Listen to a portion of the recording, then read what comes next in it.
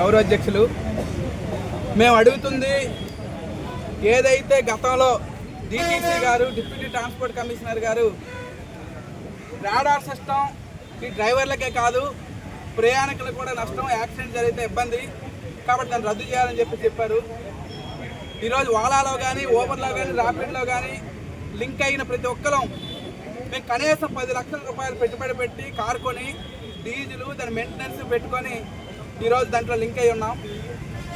అటువంటిది ఈ radar system పెట్టడం వల్ల యాక్సిడెంట్ జరిగి ఈరోజు ప్రాణాలు పోతూ ఉన్నాయి, ప్రయాణికులు ప్రాణాలు పోతున్నాయి. మరి అటువంటిది ఎందుకు రద్దు చేయాలని చెప్పేసి అడిగితే మా చేతులు లేదని చెప్పేసి ఓలా ఊబర్ ర్యాపిడోలు చెప్తున్నారు. నిన్నే డిటిసి గారిని కలెక్టర్ గారిని సిపి గారిని కలిసాం, వాళ్ళు పరిష్కారం చేస్తానని చెప్పారు. కానీ యాక్సిడెంట్ జరుగుతాయని చెప్పేసి సీటు బెల్ట్ పెట్టుకోండి, హెల్మెట్ పెట్టుకోండి అని చెప్తున్నారు ఒక పక్కన. రెండో పక్కన యాక్సిడెంట్ కారణమైన రాడార్ ట్రిప్పులు ఎందుకు రద్దు చేయాలని చెప్పేసి మేము అడగదలుచుకున్నాం. రెండో ఏంటంటే రీఛార్జ్ చేసుకోవడం. ఇప్పటి వరకు మేము పెడతా ఉన్నాం పెట్టుబడి కేంద్రానికి రాష్ట్రానికి 56,000 కోట్ల రూపాయలు ఈరోజు మేము పన్నుల రూపంలో కడుతున్నాం. ఇంక సరిపోదంట. ఓబర్ని ఓలాని ర్యాపిడో కూడా మేమే పోషించాలి. కాబట్టి వాళ్ళందరికీ 3 రోజులకి 400 రూపాయలు మేము అదనంగా ముందుగా పెట్టుబడి పెట్టాలని చెప్పేసి అడుగుతూ ఉన్నారు. ఇది ఎక్కడ పద్ధతి అండి? పెట్టుబడి పెట్టినాడు ముందు పెట్టాలి. కానీ మేము పెట్టుబడి పెట్టి ఇప్పుడు కారుకి ఆల్రెడీ 10 లక్షలు పెట్టింది కాకుండా ఈరోజు వాళ్ళ యాప్కి కూడా మేమే పెట్టుబడి పెట్టాలని చెప్పడం విరుద్ధమైంది, చట్ట వ్యతిరేకం. కాబట్టి ఇప్పటికైనా సరే ఈ 2 ఆటల్ని రద్దు చేయాలి. మూడోది, ఇప్పటికే ఇస్తున్న రేట్లు ఇవ్వకుండా రేట్లు తగ్గించడం. మేము అడుగుతున్నాం, ఈరోజు సెంట్రల్ గవర్నమెంట్ స్టేట్ గవర్నమెంట్ మీరు రేట్లు తగ్గించండి, నిత్యావసర ధరలు తగ్గించండి, మాకు రేట్లు తగ్గించండి. మరి నువ్వేమి 205% రేట్లు పెంచామని చెప్తున్నావు నువ్వే పార్లమెంట్లో ఈరోజు నిర్మలా సీతారామన్ గారు.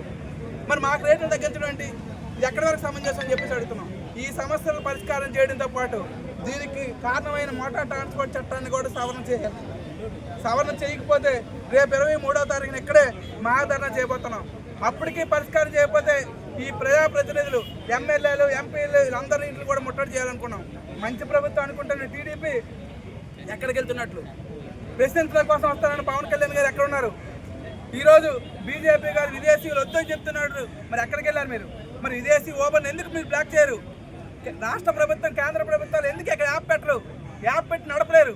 ఇక్కడ ఆ రకంగా నడిపే వరకు ఈరోజు నిరుద్యోగులుగా ఉన్న పీజీలు చదువుకున్నా డిగ్రీలు చదువుకున్నా స్వయం ఉపాధి సంపాదిస్తున్న మా మీద దాడి చేయడం కాదు, ఈరోజు ఓలా ఊబర్ మీద దాడి చేయండి. ఆ రకంగా ప్రభుత్వం జోక్యం చేసుకుని ఈ సమస్య పరిష్కారం చేస్తే ఓకే, లేకపోతే మా పోరాటాన్ని ఇంకా ఉధృతం చేస్తామని చెప్పి తెలియజేస్తాం. ఓకే.